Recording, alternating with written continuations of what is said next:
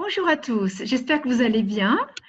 Donc, je me présente, je suis France Arnaud et je suis la directrice de Boomerang Australia Studies, qui est une agence et organisme de conseil spécialiste des études en Australie. Alors, aujourd'hui, nous allons en fait vous présenter quelles sont les opportunités d'études en Australie. Je vous parle donc directement d'Australie, de Sydney, où notre bureau principal se trouve. Je vais partager mon écran et vous montrer donc notre présentation. Comme ça, vous aurez un support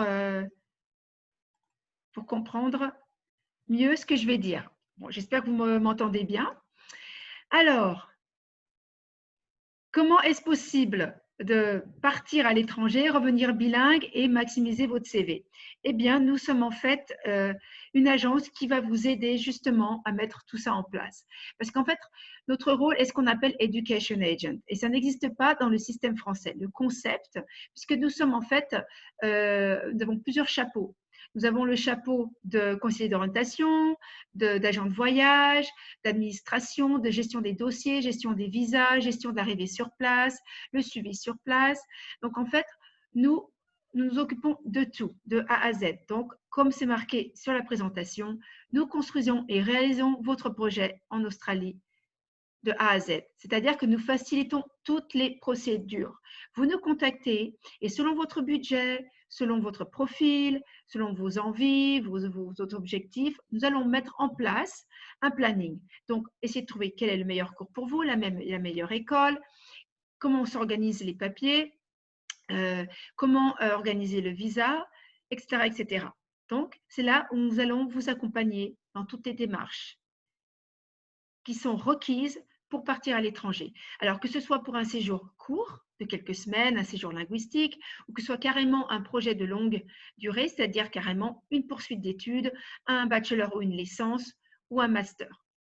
Alors, le principe de l'agent, et qui n'est pas très compris et reconnu, c'est qu'en fait, nous sommes le représentant officiel des institutions australiennes. C'est-à-dire que les institutions nous sélectionnent pour les représenter pour tout ce qui concerne la langue française. Donc, du coup, nous occupons les étudiants francophones, qui soient en Nouvelle-Calédonie, à Tahiti, en France, et donc nous avons notre bureau et donc Head Office à Sydney. Et c'est donc ce qui est très important, puisque en fait, où vous avez le plus besoin d'aide, c'est en Australie. OK? Donc, j'espère que vous avez bien compris qui on est. Et aussi, pour transparence, vous allez payer les cours directement aux institutions. Nous ne prenons que des frais de dossier qui sont minimes par rapport à tous les services que nous vous donnerons. Alors, maintenant, je vais aborder la question principale que vous posez tous, c'est pourquoi l'Australie? Pourquoi aller étudier en Australie ou faire un séjour linguistique en Australie plutôt que le Canada, les États-Unis, enfin d'autres destinations anglophones? Alors, déjà, l'Australie, on est un grand pays au niveau physique, mais un petit pays au niveau habitant, on n'a que 25 millions d'habitants. Mais en fait, nous sommes la 3e destination favorite dans le monde pour faire les études à l'étranger. Donc, pour vous dire quand même que c'est assez important. Et pourquoi l'Australie est en fait la 3e destination? C'est qu'en fait, l'Australie a une réputation d'être un pays jeune et surtout des villes très sûres. Et en effet, nous avons à peu près 3 villes les plus vivablement parmi les 10 dans le monde. Donc, pour vous dire qu'en fait, on est quand même un pays très urbanisé. Les villes sont grandes, hein, c'est 1 million minimum d'habitants, donc ça paraît vraiment énorme, surtout quand on parle de Sydney 5 millions et Melbourne 5 millions. Donc du coup, c'est assez impressionnant de savoir qu'on a une qualité de vie exceptionnelle. Donc je reviendrai là-dessus avec des photos et je vous expliquerai exactement ce qui est important à savoir. Et surtout, si vous voulez faire des études universitaires ou poursuivre vos études, que ce soit en licence ou en master, les universités australiennes sont très très bien classées dans le monde. Quand vous considérez que nous n'avons que 43 universités, il y en a 8 parmi les 100 meilleures au monde. Pour vous dire que le gouvernement australien souhaite et investit énormément dans tout ce qui est les installations et les recherches pour les universités australiennes. En France, nous n'avons qu'une seule université parmi les 100 meilleures. Donc, c'est pour vous donner une idée de l'importance qu'a pris le classement dans les universités australiennes. Sinon, une chose importante, bon là peut-être c'est moins intéressant pour vous, mais je pense que c'est quand même important de le savoir au niveau légal, c'est que l'Australie a été le premier pays à mettre en place ce qu'on appelle l'ESOS Act. L'ESOS Act, c'est une protection de l'étudiant étranger, que ce soit au niveau légal ou au niveau académique. C'est-à-dire, je dis un exemple qui, bien sûr, n'arrive pas très souvent, mais si auparavant votre cours est annulé ou votre école a un problème, elle ne peut plus en fait continuer à opérer, vous êtes automatiquement repris en charge par une autre institution sans payer extra. Donc, ils vont reconnaître que vous avez déjà payé une année et vous n'allez pas repayer l'année. Donc, ça, c'est quand même important au niveau légal. Aussi, ce qui est important à savoir, et ce qui est vraiment, je pense, relativement unique dans le monde, c'est que le gouvernement australien est favorable aux échanges internationaux. Ils ont mis en place comme un système de visa extrêmement sophistiqué depuis les années 80-90. Nous avons été les premiers à mettre les visas en ligne, avec bien sûr dépôt des dossiers, un système Internet très important. Et surtout, ce que je trouve incroyable, c'est que les maires de chaque ville, que ce soit Sydney, Melbourne, Brisbane, Adélaïde, Perth, en fait, invitent une sélection d'étudiants internationaux à la mairie, enfin une grande salle à la mairie, ils font une grosse fête pour en fait donner la bienvenue aux étudiants étrangers. Et donc là, le message, c'est de montrer que voilà, nous sommes ouverts, nous voulons que l'Australie soit votre deuxième pays d'accueil et ils vous mettent en contact directement avec comment on dit ça, les autorités les plus importantes dont vous aurez besoin. Donc, par exemple, les hôpitaux, enfin les personnes de la santé, la police, les pompiers, les aides psychologiques, les aides légales, parce que c'est gratuit. Et d'ailleurs, aussi, ce qui est intéressant à savoir, c'est que l'Australie oblige les étudiants sur un visa étudiant d'avoir une assurance australienne qui vous couvre au moins pour les minimums, c'est-à-dire l'hôpital, les hospitalisations, l'ambulance et une partie des médicaments. Parce que si beaucoup pensent que là, ils prennent des fois une assurance et ça ne les couvre pas. Donc, du coup, c'est obligatoire et ça compte à peu près $500 l'année. Un autre point important aussi, et je pense que c'est intéressant surtout pour les étudiants qui souhaitent avoir quand même une expérience un peu différente du système français, c'est que les formations sont très flexibles. C'est-à-dire que contrairement au système français où vous avez 30 à 30 heures minimum, voire jusqu'à 40 heures de cours par semaine, les formations sont de 20 heures maximum. C'est-à-dire que vous avez la possibilité non seulement d'étudier et de terminer vos études comme dans le système français, mais vous avez beaucoup plus de temps pour soit travailler, avoir un petit boulot, une expérience professionnelle, ou alors éventuellement avoir continuer une activité musicale, une activité de danse, une autre activité en fait de sport par exemple, en plus de vos études, ce qui est très très très compliqué dans le système français.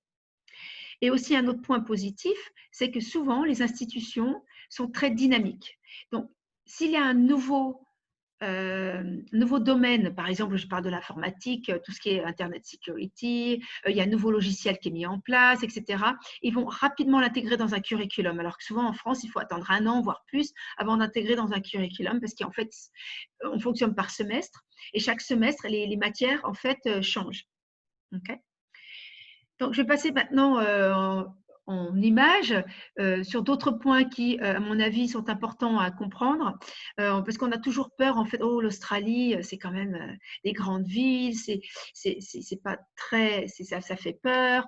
Et en fait, comme je disais, Sydney a 5 millions d'habitants, mais vous avez une qualité de vie exceptionnelle. Vous avez déjà les transports en commun qui fonctionnent très, très bien. C'est très safe, vous pouvez les prendre le soir, le matin, le soir, vous ne serez pas forcément agressé comme ça arrive souvent en Europe. Vous avez des parcs partout. C'est en fait la même vie qu'à Nouméa, je dirais, mais en plus grand. Donc, vous avez beaucoup plus de possibilités culturelles, mais surtout, c'est que vous allez vous sentir bien.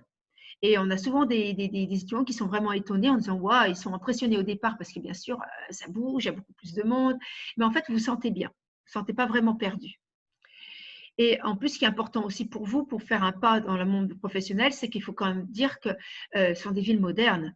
Vous avez vraiment les derniers cris au niveau de l'architecture, au niveau de tout ce qui est mise en avant des activités culturelles. Vous avez vraiment, en fait, tout ce que vous avez à Paris, vous le retrouvez en Australie, mais beaucoup plus safe. Et souvent aussi, il y a beaucoup de festivals gratuits, comme le Sydney Festival, le Vivid Festival. Vous en avez plein aussi à Melbourne, à Adélaïde. Donc, ce qui fait que c'est pas forcément plus cher. Et comme je vous disais, les villes sont très sûres en Australie. Et puis bon, bah pour vous, je pense que c'est important. Vous vivez quand même dans un pays entouré d'eau. Donc, ce qui est important, c'est que la plupart des grandes villes australiennes, elles sont au bord de la mer. Hein. Donc, vous allez retrouver un peu le même style de vie. Donc, ce ne sera pas vraiment un choc culturel, à part que ce sera justement la langue et les habitudes seront différentes de la Nouvelle-Calédonie. Et puis là, bien sûr, j'insiste, les universités sont extrêmement prestigieuses hein, grâce au classement, mais surtout, ils ont des installations extraordinaires. Toutes les années, ils renouvellent. Là, par exemple, UTS a investi mais des millions et des millions de dollars pour avoir les meilleures installations au niveau science, qu'on appelle les Super Labs, ou alors la Arena, la Data Arena, qui en fait revoit tout le concept de comment calculer les données au niveau science, au niveau informatique, au niveau mathématique. Donc on peut vraiment dire maintenant que les universités royales sont parmi les plus innovatrices, je dirais. Alors ça, c'était une information qui est importante, que mes étudiants ont vraiment insisté que je partage avec vous. C'est que ce qui les a vraiment étonnés et ce qui a ravi tous les étudiants qui sont partis hein, depuis des années, c'est qu'ils sont fait des amis du monde entier. Donc, vous allez en fait développer un réseau extraordinaire. Vous allez avoir des étudiants de tous les continents, que ce soit le continent asiatique, Pacifique, Afrique, Amérique. Vous allez avoir des jeunes de votre âge qui ont des expériences différentes, que vous allez rencontrer et qui souvent viennent de milieux relativement aisés, puisque c'est très compliqué de venir d'Asie et d'Amérique du Sud. Ils n'ont pas un passeport français, hein, nous on a la chance d'avoir un passeport français, et donc c'est très compliqué pour eux de venir. Donc généralement, ce sont des familles très bien connectées, et franchement, c'est aussi un très bon tremplin pour vous, pour votre vie future et professionnelle. Donc là, je ne vais pas vraiment rentrer dans le détail des visas, mais en fait, ce qui est un peu intéressant à savoir, c'est qu'en Australie, quand vous avez un visa de travail, bon, bien sûr, maintenant, en situation pandémie, Covid, ce sera un peu compliqué, mais c'est généralement facile de trouver des petits jobs de 20 heures par semaine, parce que vous avez le droit de travailler sur un visa étudiant. Et aussi, ce que je voulais insister sur le fait, c'est que c'est très facile de voyager en Australie, même si c'est un pays immense. Vous avez plein d'agences de voyage spécialisées pour les jeunes. Et vous avez aussi des prix, des fois, à toute concurrence. Des fois, vous pouvez faire l'aller-retour de Sydney à la Gold Coast ou de Sydney à Melbourne pour $50. Pour $140 aller-retour, c'est $70 le vol aller. Et des fois, il y a des specials que vous pouvez même encore plus bas. Donc, c'est important pour vous de profiter d'être en Australie et aller visiter et ouvrir un peu vos horizons par rapport à ce que vous connaissez déjà. Bon, la faune unique, je pense aussi, si vous n'êtes jamais allé en Australie, bien sûr, il faut aller les voir de vrai, hein, les kangourous, les koalas. Alors, bien sûr, on me pose beaucoup la question en raison des incendies que nous avons eus l'année dernière. En effet, ça détruit pas mal de terrain. Mais ce qui est sûr, c'est que nous sommes le pays est en train de reconstruire et que d'ici que les frontières réouvrent, la faune et surtout nos forêts seront déjà bien reparties. Alors, je voulais quand même vous expliquer un peu le système éducatif en Australie parce qu'en fait, il est vraiment différent du système français dans le sens qu'il est beaucoup, beaucoup plus simple. En France, quand vous terminez votre bac, qu'est-ce qui se passe? C'est que vous avez tellement de filières qu'on s'y perd. En Australie, c'est très simple. Vous avez 2 filières, donc soit la filière professionnelle, soit la filière universitaire. Donc, ce qui est intéressant, c'est que la filière universitaire offre toutes les formations. C'est-à-dire qu'en France, on a les écoles d'infirmières, on a les écoles d'ingénieurs, on a les écoles de vétérinaires.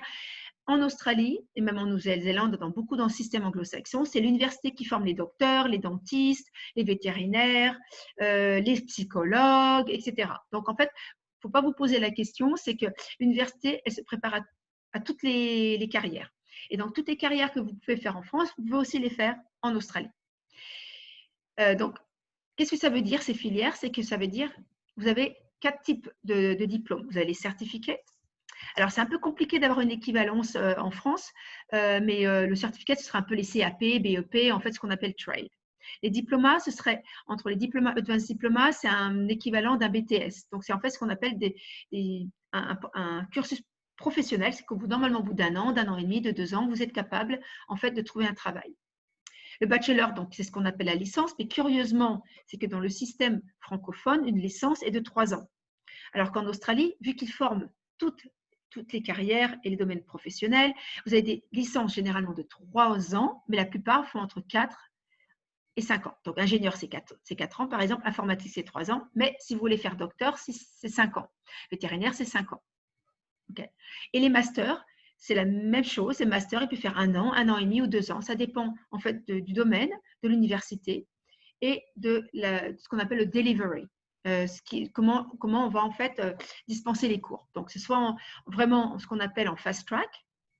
Donc, votre master, il sera en 1 an et demi. Et sinon, s'il est extended, il est en 2 ans. Alors, on me pose beaucoup de questions sur la reconnaissance des diplômes. Alors, je vous rassure que tout ce qui est niveau universitaire, donc licence et master, c'est reconnu à l'international. À part certains domaines professionnels, ce qui est complètement compréhensible, qui est le droit, l'éducation, donc pour enseigner, être professeur, et la santé. Donc, tout ce qui est médecin, dentiste, pharmacien, kiné, physiothérapie, physiothérapeute, toutes ces choses-là, en fait, c'est complètement différent parce que vous êtes en fait en train de soigner une personne. Donc, leur système est complètement différent. Donc, si vous voulez suivre terminer un bachelor en droit, vous serez obligé de faire du droit soit en Australie, soit dans le Commonwealth. Ce ne sera pas forcément automatique, mais vous aurez des petits examens à passer, mais c'est au moins ce qu'on appelle le common law, ce n'est pas le droit civil. Okay. Et pareil, si vous êtes pharmacien, ça peut être reconnu en France, mais ce n'est pas du tout automatique. Vous aurez beaucoup plus de complications. Donc, nous préférons vous dire que si vous voulez faire des études en Australie et vous êtes dans le domaine de la santé, du droit et de l'éducation, ça peut être difficile, très difficile à faire reconnaître en France. Pareil pour ce qu'on appelle les diplômes et les certificats. La France est très, très difficile à reconnaître les diplômes extérieurs. Donc, même si vous faites un Advanced Diploma de 2 ans à un TAFE, par exemple, ce ne sera pas forcément automatiquement un BTS. C'est à vous à démontrer que c'est à peu près 60 CTS par an. Donc, ça, c'est plus compliqué. Donc, généralement, si vous avez vraiment l'intention de continuer en France, dans un système francophone, on peut vous aider éventuellement à faire reconnaître, mais sans garantie, ça dépendra de ce que vous allez étudier. Alors, je vous ai parlé des avantages en général du système australien. Ce qui est intéressant, c'est les 2 avantages qui sont très intéressants, c'est les classes préparatoires. Alors, qu'est-ce qu'on appelle par les classes préparatoires? Ce n'est pas du tout le même système qu'en France. Les classes préparatoires, généralement, c'est 2 ans, c'est très générique et ça vous permet éventuellement d'accéder à des écoles d'ingénieurs ou à des écoles de commerce. En Australie, c'est simplement 1 an.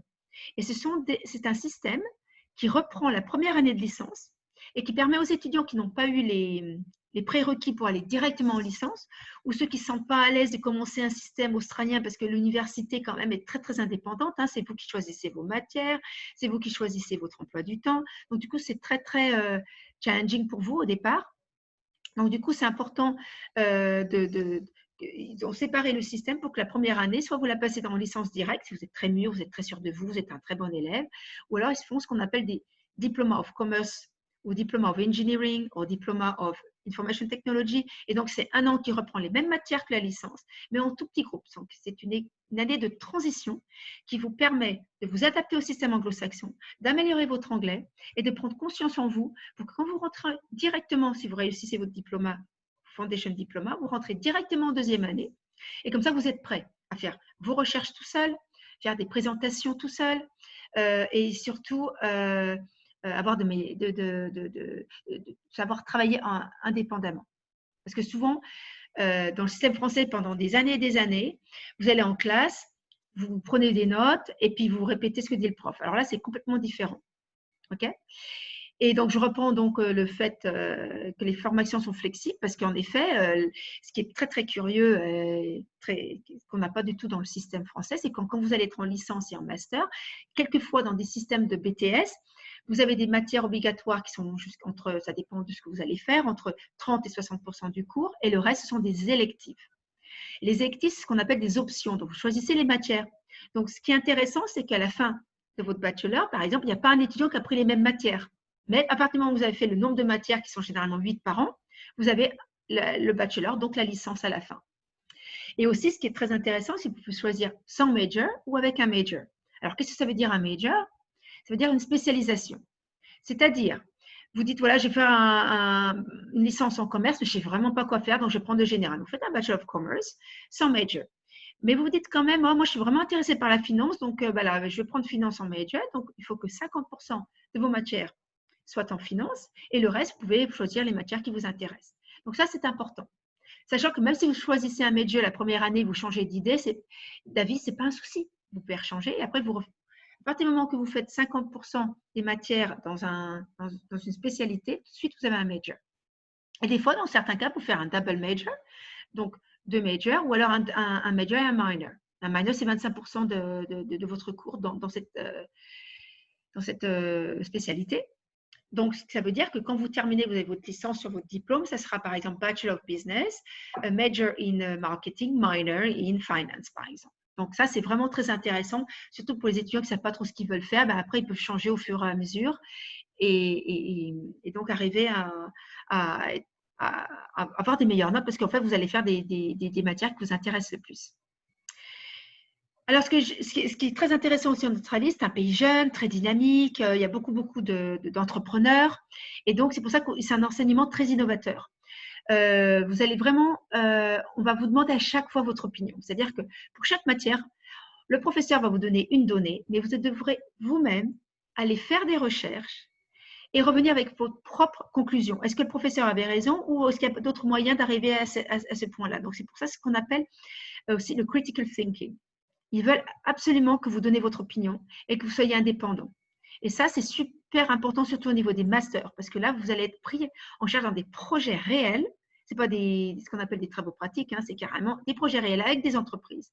On va vous mettre en place et vous devrez en fait prendre une décision et prendre la responsabilité de votre emploi du temps, du choix de votre projet, du choix de la compagnie, et que vous devrez revenir avec des propositions de consultants. Et ça, c'est à tous les niveaux. Hein. Vous faites art, sciences, informatique. Donc, ça, c'est très intéressant. Si vous ferez un cursus moins construit, parce qu'en France, on n'a pas trop de choix, quoi, en fait. Hein, c'est ça.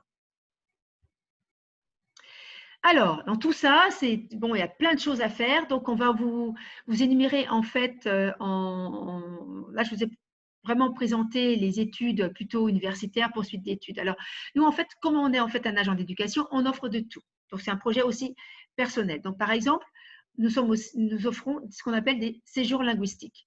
Alors, pour les séjours linguistiques, comme j'ai déjà expliqué très rapidement, ça peut être un séjour de 3 semaines, ça peut être un séjour d'1 an, ça peut être un séjour familial, ça peut être un séjour professionnel, à but social, ça peut être une préparation à un examen. Nous, on peut prendre en charge, on travaille avec énormément d'écoles de langue et donc on peut vous faire un projet sur mesure. Donc, nos services sont sur mesure. Donc, on n'a pas une brochure, un catalogue avec des produits préfixés, puisque justement, on fait du sur mesure, car nous comprenons que chaque personne est unique et que donc, nous voulons revenir avec un devis particulier. Donc, on va vous demander de choisir, est-ce que vous avez déjà une ville de préférence? Est-ce que vous avez un budget maximum? Qu'est-ce qui vous intéresse? Vous partez seul, vous partez avec la famille, etc. Donc, on vous dira exactement, rapidement, si oui ou non, et construire un projet de séjour linguistique. Pour tous les âges aussi. Donc, nous avons des mineurs, nous avons des étudiants qui se préparent à des examens pour aller à l'université. Nous avons des étudiants qui ont terminé le master qui veulent absolument passer un TOEIC, passer un Cambridge, des professionnels qui veulent absolument améliorer leur anglais au niveau professionnel. Donc, nous avons plein de programmes très spécifiques.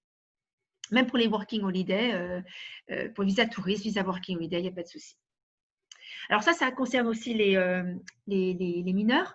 Donc, c'est ce qu'on appelle une immersion au lycée. On a de plus en plus de demandes. Alors, c'était très compliqué à l'époque d'envoyer des étudiants que quelques semaines dans un lycée parce que ça perturbe un peu la classe. Mais maintenant, nous avons trouvé des partenaires qui acceptent d'avoir des étudiants à tout moment dans les classes, 3-4 semaines minimum, jusqu'à 1 an, 2 ans. Ça dépend si vous voulez terminer votre scolarité en Australie ou si vous voulez simplement avoir une expérience au lieu de faire un séjour linguistique dans un centre de langue avec des étudiants étrangers. Vous préférez être en immersion totale avec des étudiants australiens. À ce compte-là, oui, nous pouvons l'organiser pour plusieurs durées. Donc, soit un semestre, soit un trimestre, soit quelques semaines, soit carrément 2 ans et terminer vos études. Donc, les classes préparatoires, je reviens. Alors ça, je pense que ça devient de plus en plus important. Pourquoi? Parce que nous nous rendons compte que nos étudiants, de sauter dans un système français, très encadré, avec un bac, et de commencer une première année universitaire en Australie, ça peut être très, très challenging. Donc, on vous propose les deux options, on vous explique les avantages et l'inconvénient de chaque possibilité. Donc, c'est vrai qu'en ce moment, on se rend compte que le Foundation Diploma, c'est en fait ce qui est intéressant, c'est pas comme une classe prépa qui vous dit que vous avez une classe prépa. C'est en fait un diplôme reconnu comme une licence de première année de licence, donc L1. Ça veut dire que si au bout vous décidez que vous voulez faire une licence en commerce, par exemple, et donc vous commencez par le Foundation Diploma, qui est donc un cours à part en lui-même. Au bout d'un an, vous dites, écoutez, ça ne m'intéresse pas. Vous avez quand même un diplôme reconnu comme une licence Bac+1. Et après, vous voulez continuer où vous voulez ailleurs, mais il faut que ça soit dans le même, domaine. Donc, comme j'ai expliqué tout à l'heure, c'est une année de transition qui vous garantit l'entrée en deuxième année de l'université qui est liée à la Foundation. Si vous le terminez, bien sûr, si vous avez les prérequis. Donc ça, c'est très important. Et nous avons de plus en plus de succès parce que les étudiants, ils nous le disent, ils sont bien pris en charge, ils prennent confiance parce qu'au départ, c'est très, très dur. Vous vous retrouvez dans des amphis de 400 étudiants. C'est assez challenging le premier semestre. Alors que là, vous avez un an pour vous préparer et vous faites exactement les mêmes matières que si vous étiez en première année dans une université. Donc ça, c'est vraiment intéressant. Et de plus en plus, donc, on se rend compte que ça a un apport très important pour nos étudiants calédoniens. Les formations professionnelles, alors je vais passer rapidement. Vous avez deux types de formations professionnelles. Vous avez ce qu'on appelle dans les TAFE, dans les institutions publiques, donc ça c'est public. Donc là, vous avez généralement tous les domaines, principalement ce qu'on appelle les trades. Les trades, ce sont souvent des formations qui sont très pratiques. Donc, c'est plombier, c'est restaurateur, c'est pâtissier, c'est chef de cuisine, c'est hôtellerie, ça peut être massage, ça peut être un peu tout. Donc, c'est souvent dans ces institutions qui offrent de tout. Il y a vraiment de tout. Ou alors, ce qu'on appelle les vet colleges, c'est les business colleges. Eux, ça, c'est carrément, c'est privé. Eux, généralement, ils sont plus limités dans leur offre et ils sont très, très forts, par exemple, tout ce qui est childcare, business, informatique, design, souvent design. Et curieusement, les prix, c'est pas parce que les collèges sont privés qui sont moins chers qui sont plus chers en fait que les TAFE. Les prix ça dépend ce que vous voulez faire en fait. Et alors, ce qui est intéressant dans les formations professionnelles en Australie, c'est que vous avez un exit point, comme on dit, donc une facilité. Vous n'avez pas besoin en fait de vous engager pour 2 ans. Vous vous engagez pour 6 mois, ce qu'on appelle les certificates. Et puis, si vous aimez bien, c'est souvent construit. Donc, c'est agglutiné. Donc, vous avez le certificat 3, le certificat 4, le diplôme, le advanced diploma. Donc, vous pouvez à chaque fois rajouter. Et après, vous pouvez donc terminer au bout de 2 ans. Mais vous n'êtes pas obligé, en certains cas, c'est même pas. En un an, vous êtes formé, vous pouvez travailler. Donc, tout va dépendre en fait du domaine professionnel que vous allez faire. Donc là, on vous expliquera tout ça, bien sûr, en détail, en particulier. Et souvent, on vous met en contact aussi avec les écoles. Comme ça, vous pouvez avoir deux opinions, le nôtre en français et leur en anglais. Et ensuite, les études universitaires. Donc là, je reviens donc un petit peu à ce que j'avais dit plus tôt. Les études universitaires, donc il y a 43 universités en Australie, dont 3 privées, les restes sont publics. Et comme dans le système des formations professionnelles, les frais de scolarité, que ce soit privés ou publics, c'est pratiquement les mêmes. Je dirais même que les universités publiques sont même plus chères surtout vous voulez aller étudier par exemple, les Group of 8, qui sont les 8 meilleures universités. Donc, c'est Sydney Uni, c'est UNSW, c'est University of Melbourne, Monash University, UQ, University of Queensland, University of Adelaide et University of Western Australia. Donc ça, c'est les meilleures universités et généralement, c'est les plus prestigieuses. Et c'est souvent ces universités-là qui offrent les carrières les plus compliquées. Donc, c'est docteur, dentiste, vétérinaire, qu'est-ce qu'il y a encore, droit, politique. Et les autres offrent de tout, mais pas forcément tout ce qui est dans ces formations-là. Ce sera éventuellement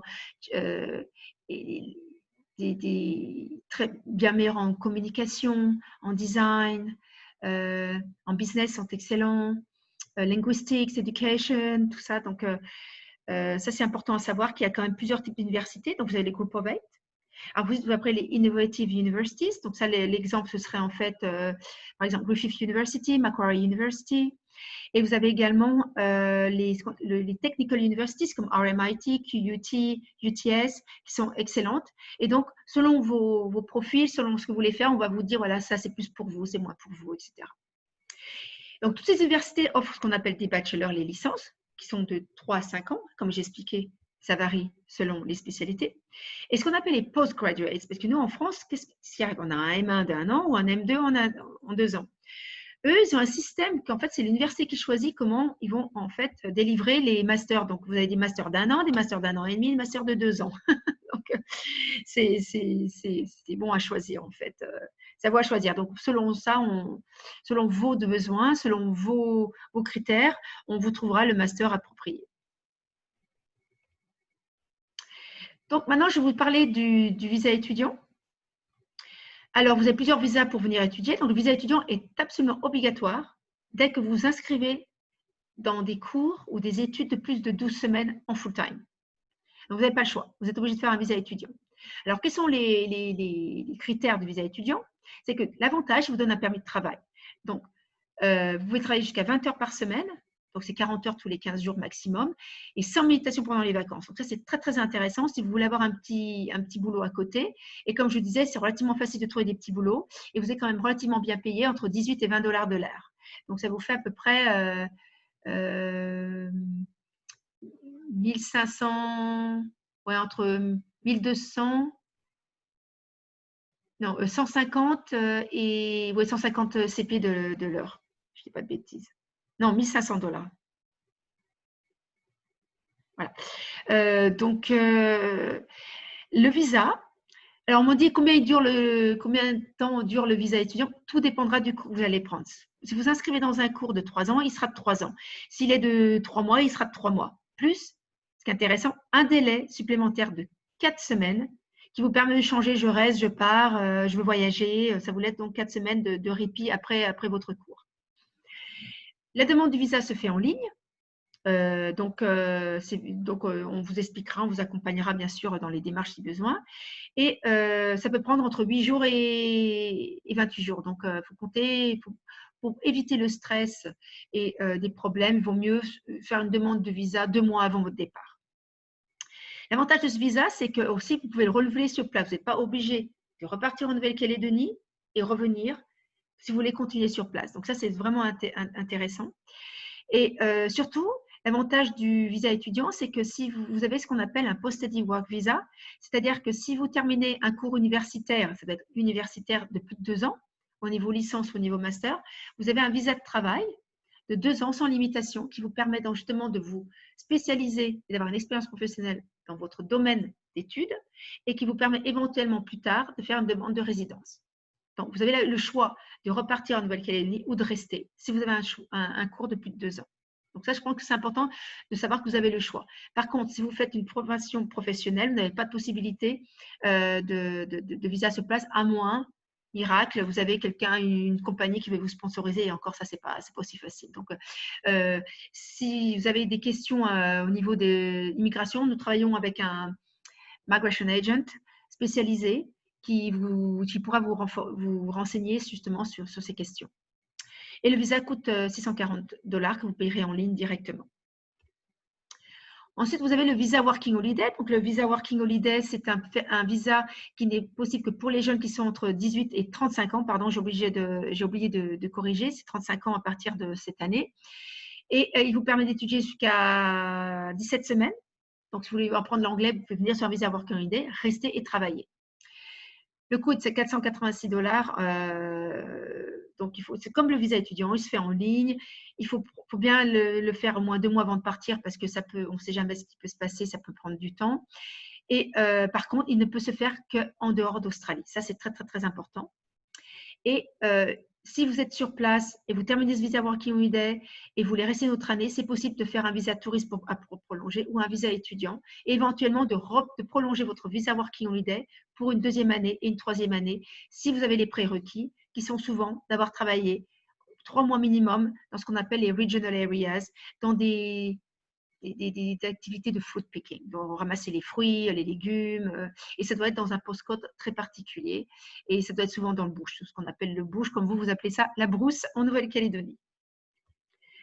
Alors, nos programmes Working Holiday, pour ceux qui sont intéressés, parce que c'est quand même pas facile d'arriver en Australie, on ne parle pas trop bien l'anglais, trouver un travail, c'est pas du tout la même culture qu'à Nouvelle-Calédonie. Même si c'est facile de trouver un boulot, il faut quand même être préparé, c'est pas facile, etc. Donc, nous avons ce qu'on appelle les programmes Working Holiday Hibiscus, qui sont des formules clés en main, qui comprennent tous les services dont vous avez besoin. C'est-à-dire qu'on va vous proposer un cours d'anglais intensif de 1 mois minimum qui va vous permettre d'avoir confiance en vous. Vous choisissez l'école, la ville, si vous faire 4 semaines, 8 semaines. Pareil pour l'hébergement, si vous voulez un choix de colocation, un choix de résidence étudiante, un choix on appelle ça homestay, famille d'accueil, assistant job. Donc, c'est tout un pack qu'on appelle le Smart Pack Hibiscus. Et donc, on le fait ça en Australie, en Nouvelle-Zélande. Vous choisissez la ville, comme je vous ai dit. Et pour les vols, nous travaillons en partenariat avec TPV Voyage qui pourra organiser vos vols. Donc, ceux-ci, à nouveau, sont en fait faits sur mesure. Donc, il faudra nous contacter à chaque fois si vous êtes intéressé. Alors, au niveau des hébergements, j'ai beaucoup de questions, bien sûr, sur les hébergements. Alors, nous avons plusieurs formules. Vous avez les résidences étudiantes.